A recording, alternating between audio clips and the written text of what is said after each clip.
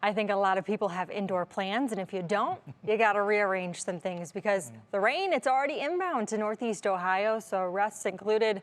We got to get to fixing some of our plans as well. I know a lot of you had plans to maybe be outdoors. Unfortunately, Mother Nature did not time this correctly, and the rain is moving through as we start a weekend together. So all of this rain that is approaching some of our western communities is late in nature, from Erie to Lorain, all the way back to Richland and Ashland County. This is just starting its eastward progression. We've got plenty of time to soak up some of this rain. And in fact, we kind of need it. Temperatures holding in the low to mid 50s as we go through the next several hours. But that rain chance only increases as we approach the early morning hours. In fact, we've got some pretty steady rain to chat about. Tomorrow, though, our high temperature, to be very transparent with you, I bumped it down. That's because we are going to see more rainfall in coverage.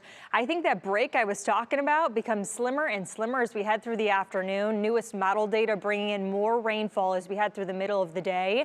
It will become much windier as we go through your Saturday too, especially closer to the lake. The western basin of Lake Erie is going to have some potential trouble as we take on a northeasterly breeze. And speaking of the lake itself, we could have gusts up to about 40 miles per hour on Lake Erie. Not necessarily all the way down to Akron, Canton, or anything even further south than that, but this creates some hazards on and in our waterways. I'm talking about wave heights at times through the second half of tomorrow, way closer to midnight than even noon.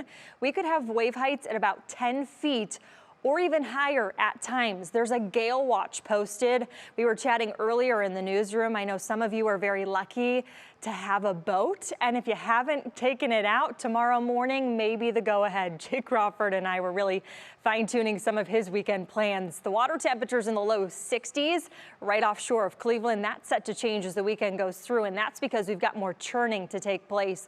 That area of low pressure that was centralized to the central plain states yesterday has made its way closer to the Chicago suburbs. In fact, that's where the actual center lies. We've got a rain shield spreading from Minnesota all the way through Michigan. This stretches even closer to even Buffalo, New York right now, and then points south through central Indiana and beyond. It makes its way to us and overspreads northeast Ohio through the day tomorrow. So it will be rainy, it will be windy, and when it comes to rainfall totals, I'm thinking anywhere between a half an inch to an inch and a half, and isolated higher totals, potentially about 2 inches. Again, we need the rainfall, so this isn't a bad thing. It's just how do you plan your weekend according? Indoor. Sounds fantastic. We switch the wind, and that's going to be very evident come Sunday. We take on a north wind, and that sets off the lake. We've got lake effect rain chances not only for the day on Sunday, but Monday, and that lingers into Tuesday. I've stopped the clock at 3 in the morning. A lot of you will be asleep at this time, but moderate pockets of some wet weather. That's denoted by the intensity you're seeing just based on color, the yellows and oranges on your screen. That depicts the pockets of wet weather that move on through. 8 in the morning, scattered in nature, but we've got more where that came from by lunchtime, and then we're not done yet. By dinner time, that wind shifts. We've got that north wind now, and the lake kicks into gear. By tomorrow morning, I actually think we might sneak in a little sunshine, but temperatures are going to be in the 40s for the majority of us. This is kickoff tomorrow, or just slightly after at about 1:30 for the Browns. Not tomorrow, but on Sunday. You get the gist. There's going to be rain around, so make sure that you have prepped yourself for all of the rain gear. The entire weekend, we are in the mid 50s. As a recap for you, the Browns game is going to be a wet one, and there may be some dry breaks mixed on in there, but remember, this is where the run game comes down to play. Al's going to have much more on that coming up, but your exclusive 10-day Union Home Mortgage extended forecast.